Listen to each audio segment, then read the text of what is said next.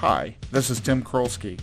Most people might think they know what goes on in the life of a truck driver, but we thought it was time to understand the person that operates the truck, to find what actually drives them and what really goes on before and after the brakes get set. Welcome to Garner Trucking's Beyond the Cab. Hello and welcome to another edition of Garner Trucking's Beyond the Cab. I'm your host Tim Krolsky, and today with me I am pleased to have Big Matt Paul with me from Lakewood, Ohio. Is that originally? No, originally Virginia Beach, Virginia. Virginia Beach, Virginia. My father was stationed at NES Oceana. Okay. He's a retired Command Master Chief and spent...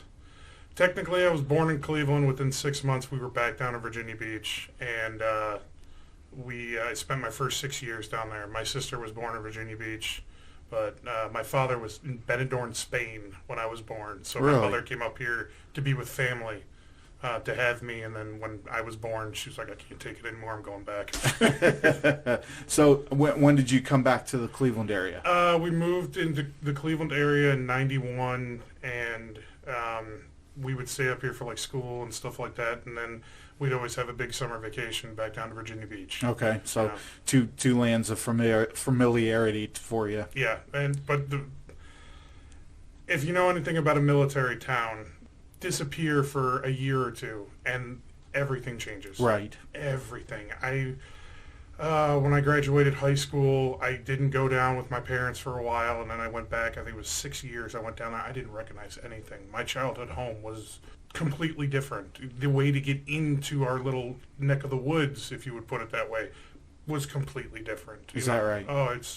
But it's a military town. Anybody that's been in the military can tell you that the town will change to encompass the military base. Right. So yeah, those changes are inevitable. Yes. as they would say. Started with us back in 2019, so you're a little over a year now of experience, and how are you feeling? How are you settling in at this point in trucking? You know, when I first got into it, when I was in school, first Garner person I talked to was Mackenzie. Told her everything that was going on in my life, and when I was looking to get into trucking, answer. I mean, everything didn't seem like she was giving me any BS. It was just straight answers from her. Sure. When I got hired on here, you guys treated me like family since day one. I mean, I didn't feel like I was sitting in front of HR and you guys just reading me the list that's been perfected over the years that this place has been in business. Right. You talk to me like a human being. You talk to our entire orientation group like that. Got us on the road. I was with Larry Gannon and Mike Gedditz for training. Treated me, and I even told them, I was like, guys, treat me like a newbie. I've never driven out of school. I'm a newbie. I'm here to learn. Teach me everything. If I'm doing something wrong, stop me right then and there. They had no problem doing it. Well, and you had two good examples in terms of, as far as good examples as far as drivers are concerned, but also very personable individuals, both of them. And hell of a job with training, too. Yeah, and then when I got out on the road by myself, now I spent 2 years working at a level 1 trauma hospital in Cleveland. I'm not going to mention names, but if you're from the area, you know exactly what I'm talking about. I got a big problem with anxiety because of working there as a paramedic. My first couple of months here, oh man, you want to talk about just every day on the road, hands shaking like some jitters, jitters. But no, I mean, talking with Emma, talking with Barb, talking with Audrey I'd pick up the phone and call the office, and Audrey would sit there and talk to me for 10 minutes. I'm like, why did I call? Oh, yeah, can you put me in through dispatch? She goes, oh, yeah, no problem. But it's just, my anxiety's gone. I get into my rig, I relax, because I know that my backing crew, you guys up here in operations, safety, HR, and everything else, I make a phone call, my questions are answered. My questions are answered.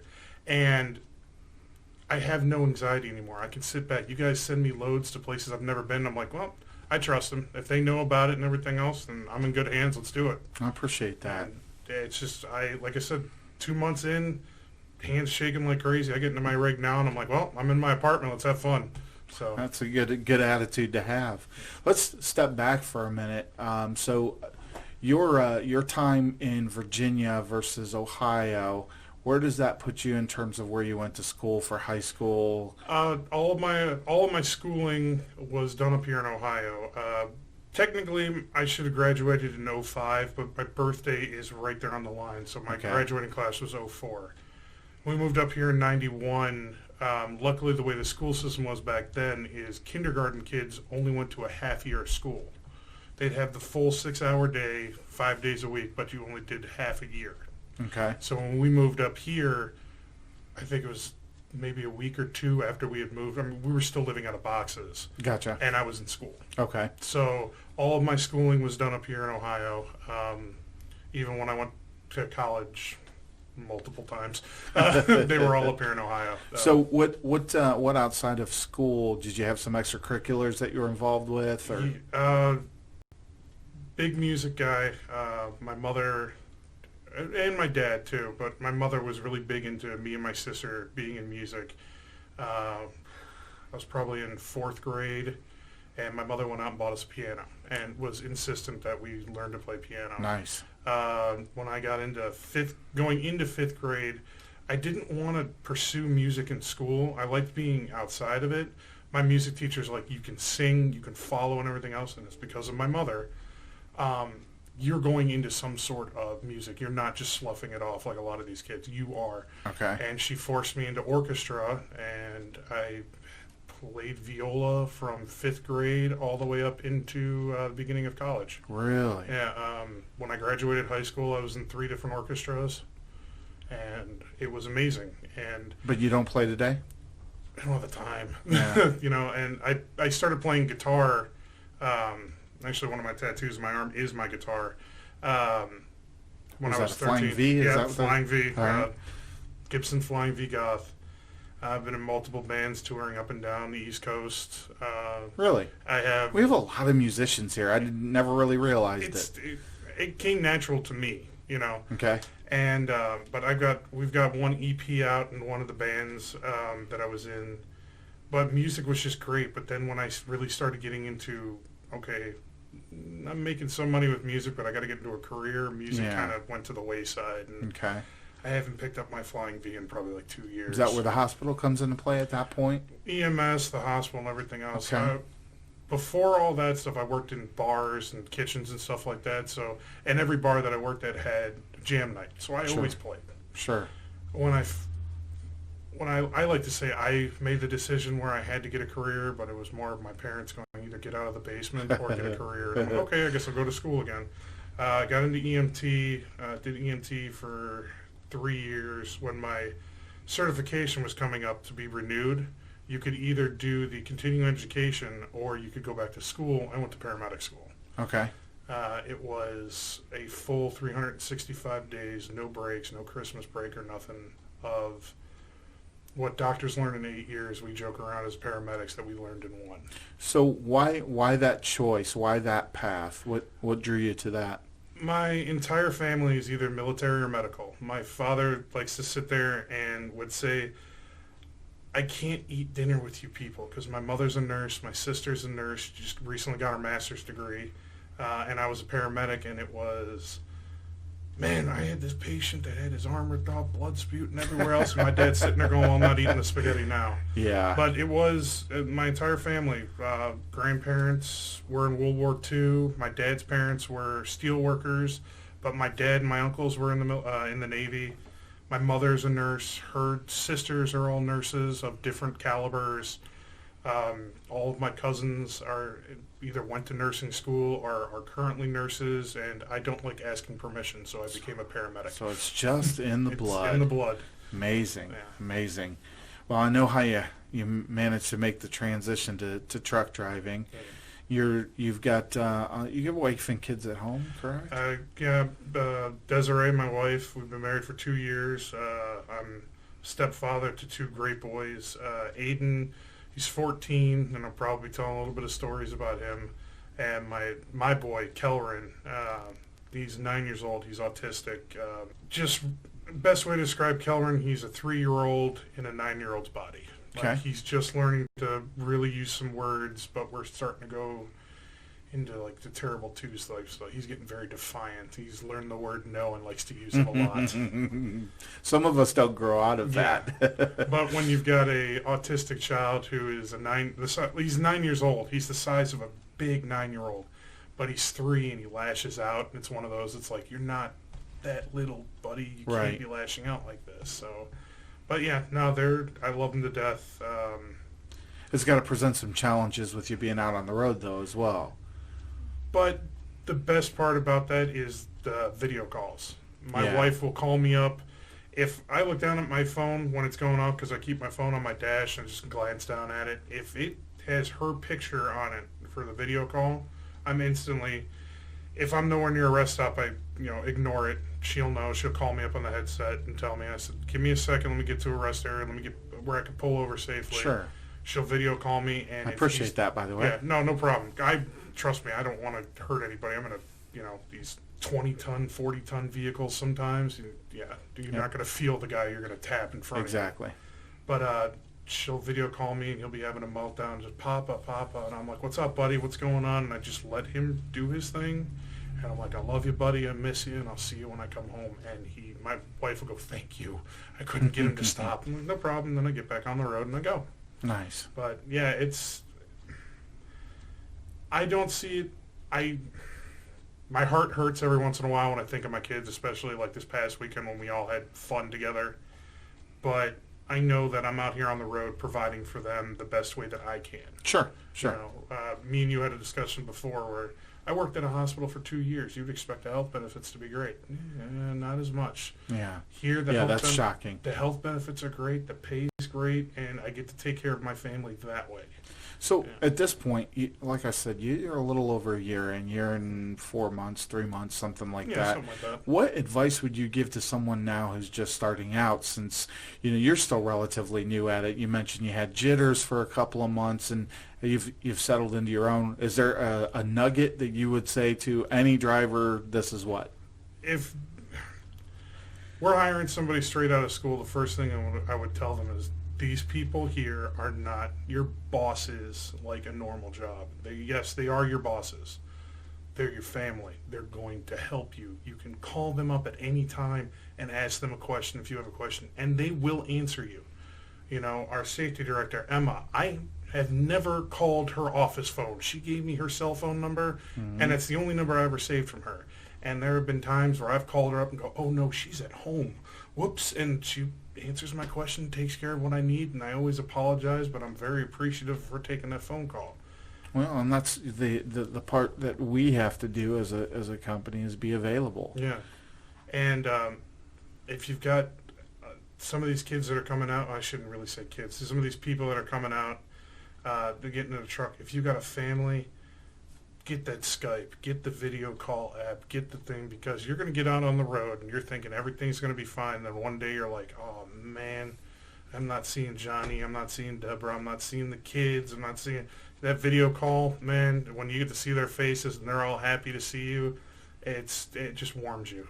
Well, I've referred back often because I started as a driver as well, and that was always the challenging part. I was just sharing a conversation. We've got a brand new driver coming on board today, and I was talking with him briefly, and one of the things that came up is he just had his youngest just turned 1 over the weekend, and I can recall leaving the house on a Sunday, and he's at the door sad and crying, and that was always the tough part.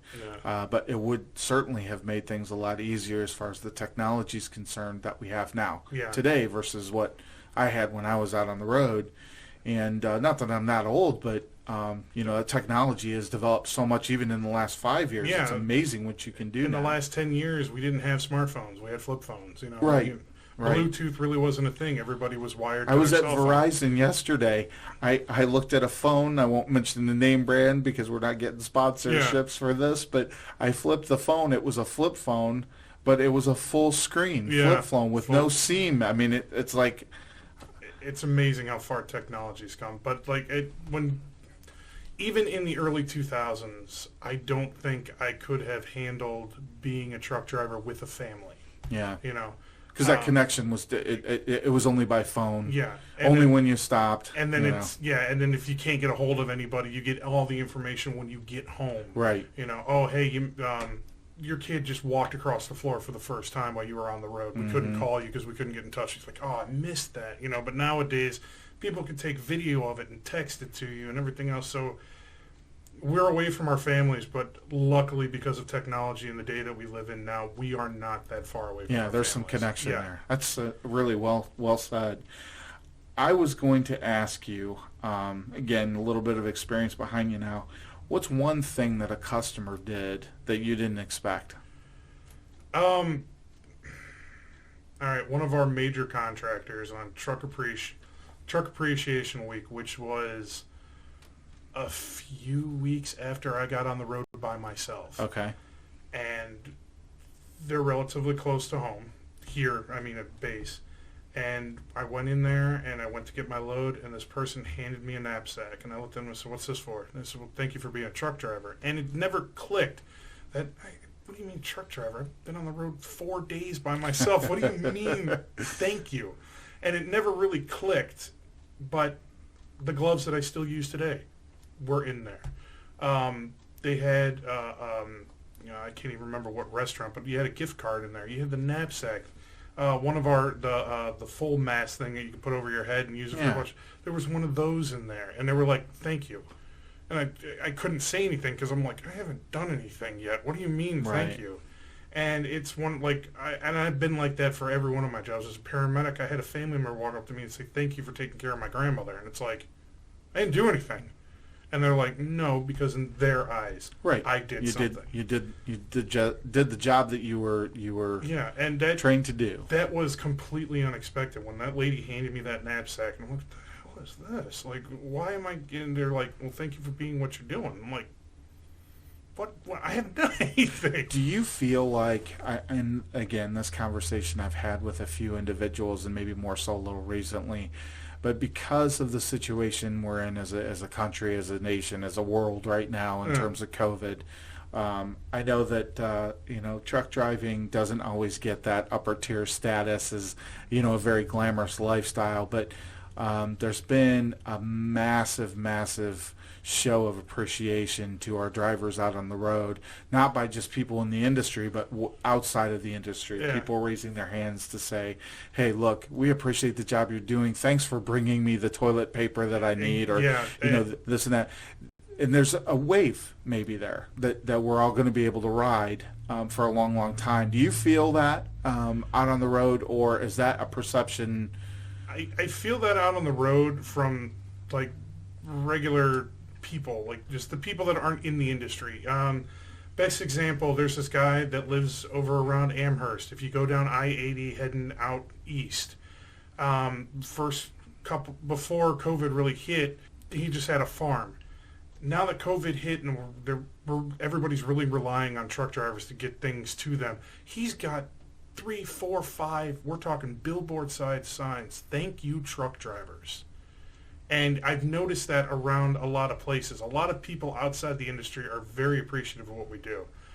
There are some people in the industry, shippers, receivers, and stuff like that I see are more of, well, now there's more of a stranglehold from other things that we can't get things done like we used to. Mm-hmm. But it's one of those, we've all been living with it more. I've seen a lot of Pennsylvania, and all the truck drivers can say that, down I-80 through Pennsylvania through the month of March this year, they closed every rest area down. You couldn't even park there to sleep. Okay. And to me, I was like, you people are sitting there talking about, "Oh, we need our truck drivers, but the state is telling us that we can't take our breaks now. Right. We can't stop to go to the vet. We're still people, but the regular Joes out there, they really appreciate it, and I feel it from people. That's awesome. So, that's awesome. It's as an industry, we have conversations sometimes that differ from not so much the reality, but from the day to day on what's going on out there. So I was curious as to what your perspective is as a driver out on the road each day. I see a lot of appreciation from a lot of people, like people that aren't in the industry, but outside, or people that are in the industry, kind of like It's more of a, okay, now I've got to switch everything that I've been doing for all this time, and it's making it harder, but we are going to get through this. Right. It's just they've got that look in their eye like, oh, it's never going to end. Yeah. Well, let me ask you something off the beaten path now. Yeah. We've gotten to know you a little bit. We've had an opportunity to talk about technology a little bit.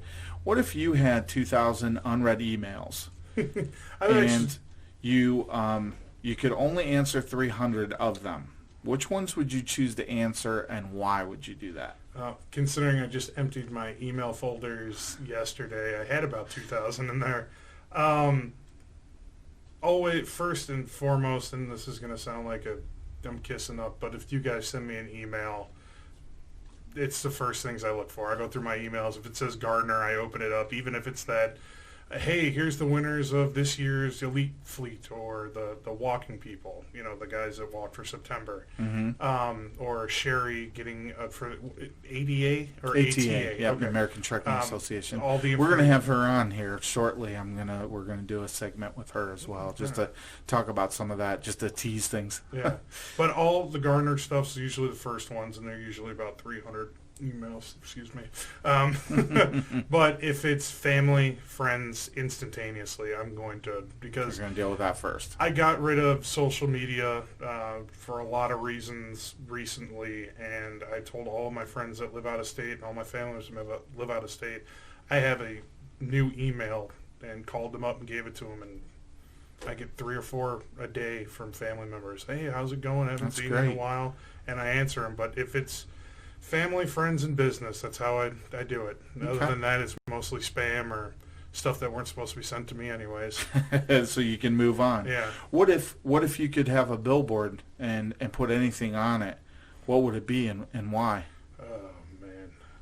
There's an answer I really want to give you guys, but it's really inappropriate. No, it would mostly just be a billboard. Would just be thanking people. There's, up in Minnesota, there's a billboard that just says, be kind, right when you get into the state. Okay. And I look at that, and that's appropriate too. Yeah. I look at that, and I'm like, you know what, in the state that we're in right now, I would put another billboard up there. It's just be kind, or the golden rule, or something. Not, nothing religious, nothing political or anything else. Just, hey, there's only one race, the human race. Right. We're all here together. Give somebody a hug. We only get one shot at this. Yeah, for everybody. So that would be the billboard. Well, that's certainly a timely message for just in simplest form. I think that we're at a very difficult point as a nation, and for a lot of different reasons. Yeah. But at the end of the day, I believe, genuinely, that your sentiments are the same as mine, and that many people feel the same way, that there's a lot of angst and a lot of trouble and a lot of problems and a lot of bad things that are going on right now, depending on where you are in the nation and what those situations might be. But regardless, we take on oxygen the same way. Mm-hmm. We eat, we sleep, and we all have someone to answer to. We have families, we have needs, and should start to care a little bit more about each other and how we're all feeling about these situations. So without getting too deep or too political, but I agree with you. Yeah, it doesn't matter what side of the spectrum you're on your political stance, your religious stance, or anything else. It's at the end of the day, you're my neighbor, you're my friend, you're somebody that I know. I'm just going to show kindness to you. There's no reason to why. It's easier to be kind to somebody than hate them, Right, so that's right. That's really how I've always lived my life, Well, I feel like one of the things that gets lost in all of this, because as a nation, what makes America so great is the fact that we have the ability to say and think the things that we want to. We have the ability to believe what we want to, and we have the ability to combine all of those things and make this the nation that it is. And I think because of our current climate, I think a lot of that's just simply getting lost. And I hope it's not to our peril, because as a nation, one of those things that makes us very strong, I think, is making things very weak right now. And we've got to get back to some basics just in terms of what this country was founded on, and recognize and realize that we're all beautiful in our own ways, and move forward from there, and forget, like you said, it's not about party at this point. It's not about race or color or religion. We just need to relax. I can't remember who I heard it from. I don't even remember if it was family or if it was on TV or something like that, but somebody had said that there is not, we're all one race. We're the human race. And they went through this whole speech getting to it, but that was the main point of it. And I really sat back on that and looked at it, and I'm like, you know what? You're right. You know, from Black, Hispanic, Asian, Middle Eastern, European, American, Canadian, Mexican, we're all the same. The same type of blood pumps through our bodies. Like you said, we eat, we drink, we're merry. Why does it all have to be so difficult? Right. You know? And like I said, when I heard that, I really looked at it and I was like, you know what? That's right. That is right. It's just one race, the human race. That's us. You know, why do I have to be different from somebody sitting next to me? Oh, exactly. So, what do you think your response would be if you had an opportunity to have dinner or meet with 3 people that are no longer with us? Doesn't matter if they're famous, someone you know. Who would those people be, and why? The funny thing is that me and my dad actually had this talk a little bit ago, and it didn't start with that type of question, but it came down to that. I am very, and I gotta preface this. Thanksgiving and Christmas, my mother's side of the family would always get together, and I'm talking we'd have 18, 20 people in a house. Mm-hmm. We'd all get together. We'd all, as kids, go downstairs and play pool, come upstairs for dinner and stuff like that. After dinner, after everything's cleared off and the dishes are done and everything else, the adults would sit down at the table and would tell the history of our family. I mean, every time. Okay. And I got to the point where a lot of my cousins would leave, and I'd sit at the table and listen. And I learned that.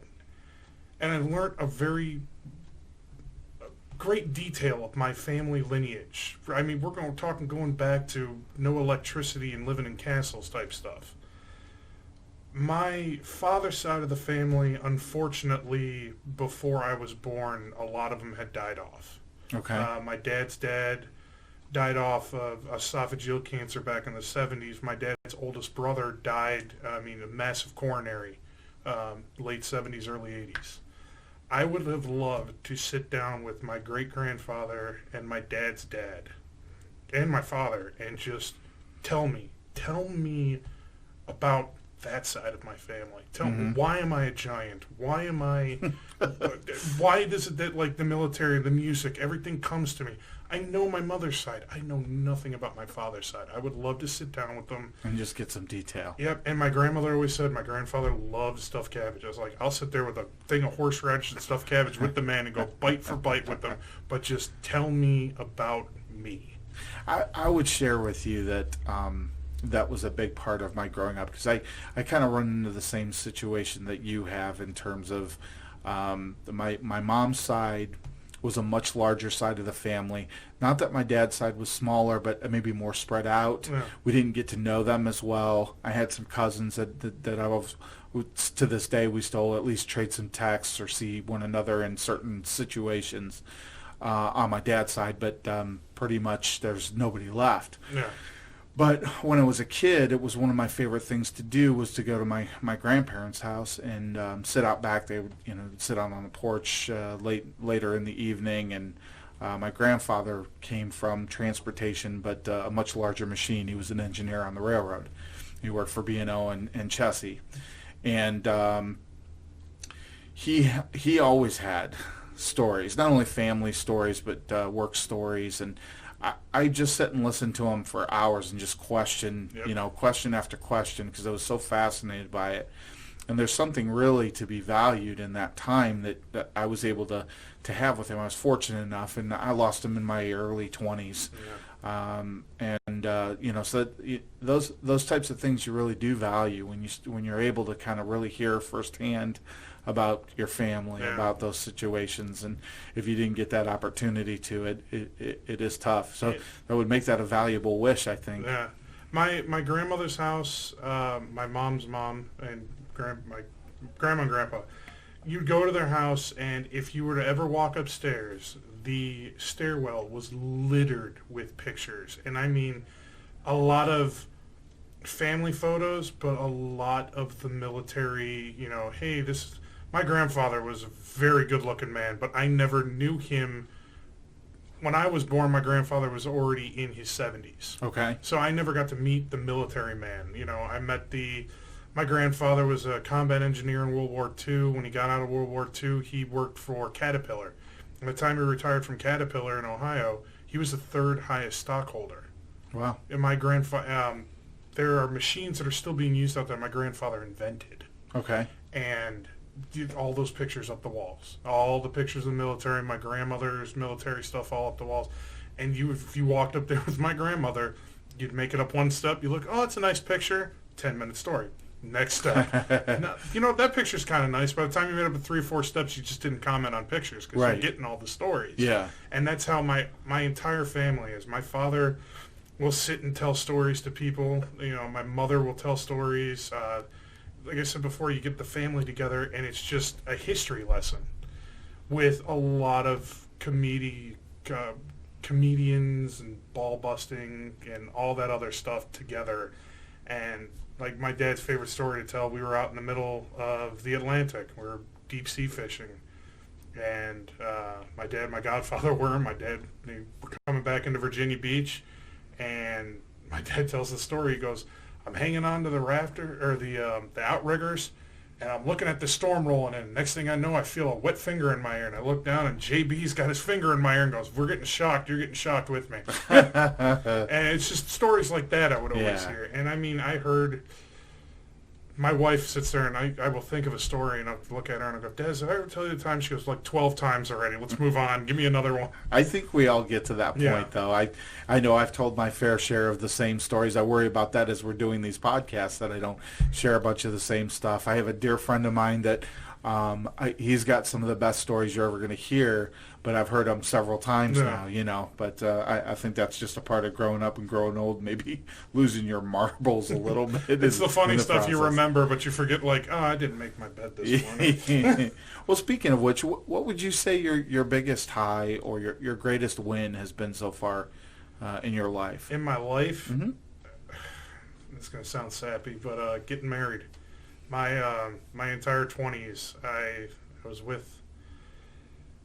with somebody for a long time, and it took me up until recently to really realize that we weren't together. She was just using me. Okay. And for the longest time, when that relationship was over, I would tell my friends, like, I'm never getting married. I'm never going to have kids. I'm this loner dude and everything else.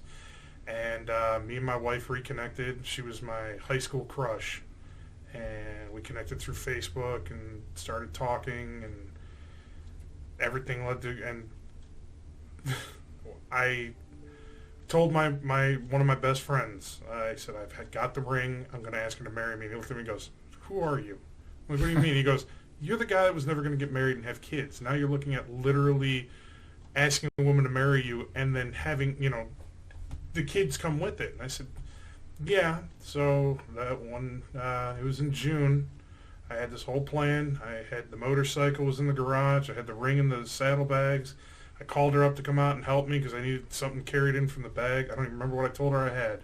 And I was going to take it out, turn around on one knee, and just ask her to marry me. And Kellen had taken like a dozen eggs and thrown them on the floor, and she was in the middle of making something. So she'd come out angry, yelling at Kelleran, get in the truck, we gotta go get eggs, I'm in the middle of cooking, blah, blah, blah, blah, blah, and here I am with this ring in my hand. the most opportune of times. So she got into the truck, and I just opened the box and held my hand out and looked at her, and I had all this, like, I've loved you since the day we started dating, I was crushed, blah, blah, blah, all this lovey, sappy stuff.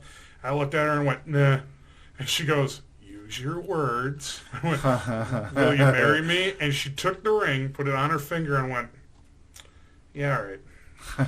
And if anybody ever meets my wife, I'm just warning you, that's who she is, and that's why I love her. Yeah, well, that's potato, right?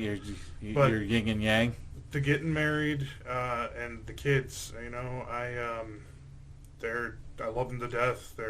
It's funny because we sit there and talk, and I when I was getting to know them and stuff like that, when me and Desiree were getting really serious, I kept looking at her and I go, "Are you sure they're not mine?" And she goes, "Yeah, I'm positive they're not yours." And I'm like, "Are you sure?" Because even my mother goes, "Are you sure these aren't our kids?" And they're so much like me. But I will say this: the mother's curse works, no matter if they're your kids or if they're your stepkids. Oh yeah, that's absolutely true, absolutely true. So what's a passion of yours that you rarely share at work or rarely share with others, and why don't you? Why don't you share it? It's kind of a hard question because I share everything, as you guys have probably figured out. Everybody knows everything about. I'm an open book. Yeah, it's not a lot that I do at home that people don't know that I. Well, I know. I know now that there's some music in your soul. Oh, yeah. What were you playing? What type of music did you enjoy? Oh, man. Or do you enjoy? It's a range of stuff. I think for most musicians that's probably true. First band I was in was a punk band, anti-government punk, because I was in high school and Bush was in office, and because of the war, everybody thought the government was horrible. Mm-hmm. I really got in when I started working at the bar scene and everything else. I really got into the psychedelic rock, Pink Floyd. Always been a Sublime fan, so I was in a Sublime cover band for a while. Rock and roll, a lot of classic metal, not the hair band stuff, like thrash metal, like Metallica and Megadeth, all that type of stuff. Because to me, that music was more challenging. Okay. And plus, also when I was in my 20s, I was a very angry. My mother was like, "I'm surprised you haven't had 3 or 4 heart attacks." How angry I was. But that music just touched me when I was angry. And then, of course, and not anymore, but when I was younger, I was kind of a little bit of a stoner. I was really into that type of music, the melodic. Sure. And music was always a big thing for me. I used to have I had bosses that would try to figure out, well, what can we motivate Matt with? And well, what are you really into? Music. I'm like, well, what can we do with music to motivate you? I'm like, I don't know, start playing stuff that I listen to on the radio instead of country or... No offense to country music guys, but Well, there's no shock and awe there. I'm not a country music fan either. Because to me, I'm sorry, but country music to me just, and there's, granted, a lot of the older stuff, sounds, it's touching. I love, my dad got me into Willie Nelson and Johnny Cash, but nowadays in all genres, most music just sounds so fake. Well, it's gotten very homogenized. I have some good friends too that they do listen to, especially current country music, and it doesn't sound like country music except for maybe the voice, a little bit of southern twang in the voice, but other than that, it sounds like anything that could have fallen off of a pop rock station. Yeah. It is a little bit odd, and I think I even stepped back a little bit. I'm a Grateful Dead fan, so you get into a lot of different layers with a band like that in terms of the stylings of music that they have, and some of that old country really comes through. Johnny Cash is a big one for them. Songs like Big River, and so I have an appreciation. I think maybe a little bit more so for some of the older country music than anything else, but I'm not running to I'm not buying it from Amazon. Yeah, exactly. A couple of you guys can't run to a record store anymore. Yeah, a couple of the guys that I ride with, they're country music fans, and we get to the bar and they start playing it on the stations, and you're like, all right, you get into it. Mm-hmm. But I think David Allan Coe said it best: it's not country unless it's about mama, the truck, the train, somebody leaving you, or the dog. So what do you listen to now? We talked a little bit about what you're listening to as a kid, and what do I listen to? Usually about the same. When I get out on the road, especially when it's getting to the end of the day, I'm usually playing some more metal stuff, Megadeth, Metallica, Ozzy, that type of stuff, because it makes. But older, huh? Yeah, older stuff. But it just makes it feel like I'm going faster. Like the trucks, we're doing 65, but I feel like I'm moving faster. Right. During the day, especially after I talk to my mom. My mom was huge into Phil Collins and Genesis and stuff like that. I love Genesis. I've got the 1987 Wembley Stadium saved on my phone. Okay. And I'll talk to her, and she'll start reminiscing about stuff, and we get off the phone. That goes on right away. Huh? Right away. And it makes me remember my childhood, Mm-hmm. driving in the big Suburban, going to the mall to get clothes or something like that, and Genesis is playing, or, So, but that type of stuff. Usually in the mornings or during the day, it's a little bit more laid back, but by the end of the day, it's, all right. You need some octane. I need some octane, exactly. Yeah, octane. I get it. I appreciate that. What would you say you are most known for? If you haven't met me yet, it's my size. I'm 6'9", 400 pounds. Everybody calls me Big Matt and stuff, but the guys that I ride with, my nickname is The Bear, and that nickname came not just from my size, but because I got into a bar fight one time, and everyone was like, "You mauled that guy," and I didn't swing or nothing. I just took my hand and hit this guy to back him away from me, and they're like, "You're swatting that guy like a bear." And the nickname stuck, and it was just one of those. It's like my Facebook page when I had it was Matt Bear Paul, because it's one of. But if you've ever met me, it's my size, and I pick me out of a crowd. Your personality doesn't match No. that nickname at all. I don't think. Yeah, a little bit. I put the vest on and get on the Harley, and everybody's like, "Oh, there goes the bear." Yeah. Yeah. It comes with it, but no, it's the size. It's everybody gets to know me. My mother, who's 5'5", looks at me and goes, "This is my little man." Have you met? You go. Yeah. So is that your favorite thing to do? Is go riding? What would you say your favorite thing to do is right now? Right now, ever since I got in the truck, my favorite thing to do is just get home to the family. Amen. But riding. The guys that I ride with, we all ride with, are known as a shovelhead, and then most Harley guys will know what a shovelhead is, but it's a generation of motorcycle from Harley Davidson from 68 to 84. And it's one of the last American, actually, AMF, the bowling people, owned the company for a while. And we would get in the garage in the wintertime, tear the bikes completely down to the frame, clean them. If we got to replace stuff, fix them. I bought my bike in June of 2012.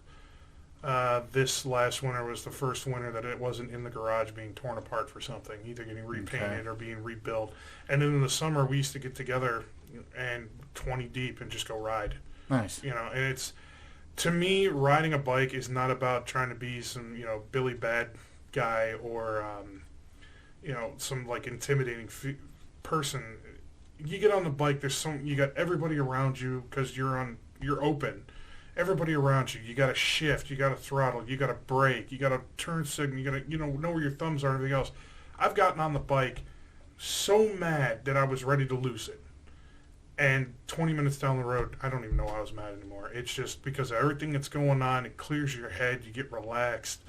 Do you feel that way when you're driving truck as well? Yeah, because I can put music on, and music usually does that to me too. But yeah, I find I have to agree with you on that. I several years back I bought a convertible, and one of the most therapeutic things I can think of is putting the top down, turning up some music, and just driving. Yeah. And for whatever reason, it does. It dials you down, calms everything down. See, our bikes, they didn't come with radios, so we all joke around the radio that we got. It's a tailpipe coming out the back, that loud thing. And also, because they're older bikes, our saddlebags have got little parts that you can change on the side of the road and tools and stuff. But that's another reason why we don't have radios, is we have to listen to these things because they don't have electronic ignition. They've got I can't think of what they're called, but they will just die, and your bike will stop right there. Not stators. So there's just stuff on the bike that you get 1 second, or that didn't sound right, and then the bike's done, and then you've got to do some mechanical. Yeah, you just have to listen to it. But it's one of those. We've done rides to Wauseon, down to Chillicothe, West Virginia, Pennsylvania, Michigan.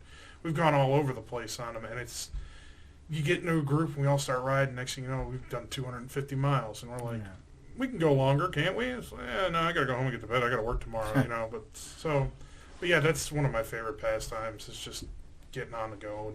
You know, we ride, the guys that I ride with, if our saying is if there's no salt on the ground, we're riding. Mm-hmm.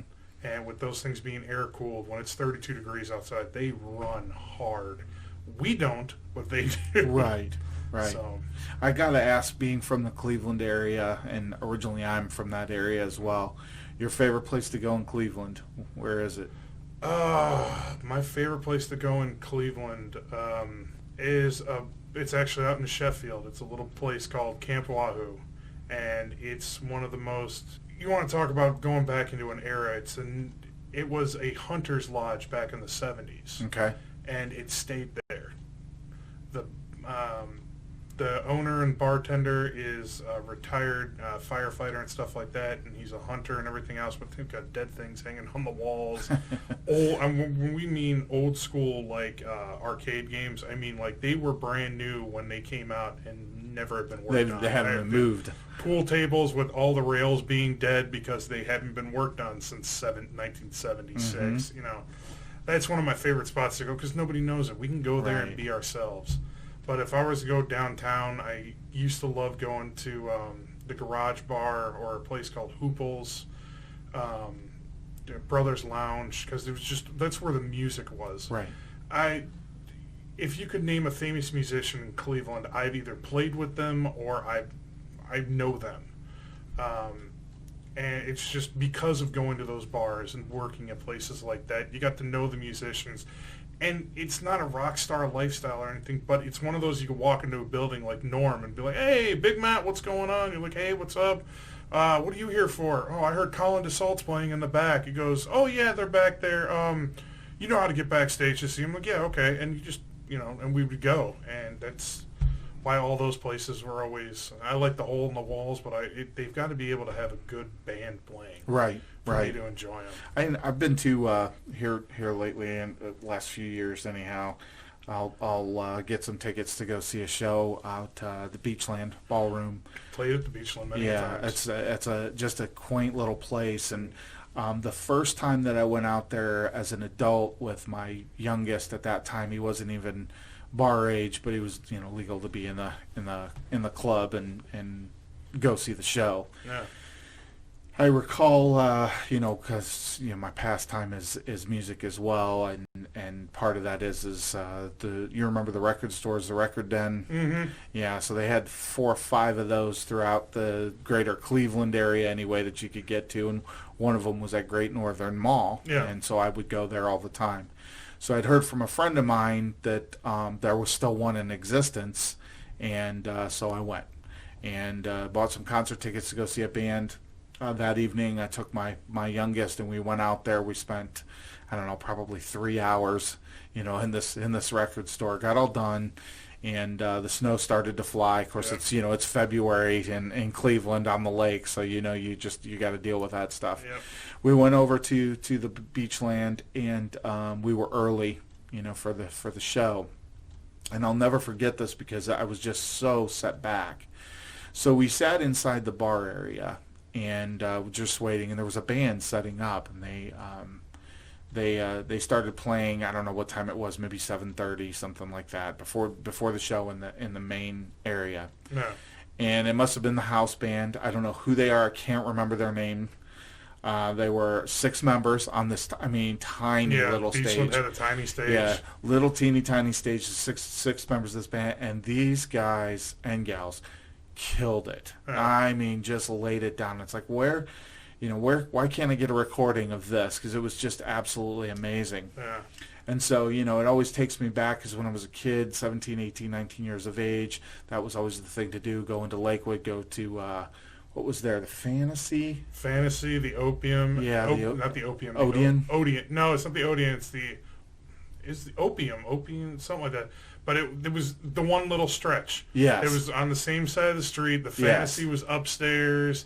I can't remember what the third one was called, but it changed to the Dark Room or the Dark something, and that was where all the goth bands played. Yep. But yeah, the Fantasy with the pirate ships. Yeah. You weren't punk in Cleveland if you didn't make out in the pirate ships. Yeah, I'm telling you, that was it was really great to have access to that, and you don't really. at least living out where we live now, where I live now, you don't really have access to all those great kind of traditions and locations that you can go to. So I was curious to see if I could draw out some gems as far as places to go in Cleveland where you can hear some great live music. Great live music. Like I said, Brothers Lounge. The Garage Bar is not there anymore. It's when they redid West 25th, that was one of the last bars. It was a biker bar with rock and roll and everything else. But it had a lot of bad dealings and stuff. So when they got a chance to get rid of it, they got rid of it. There's a little gem. It's in the far end of the flats. I mean, people don't even consider it part of the flats, but it's called Major Hooples. Okay. And they have amazing food, great prices and stuff like that. I feel like I'm doing an advertisement.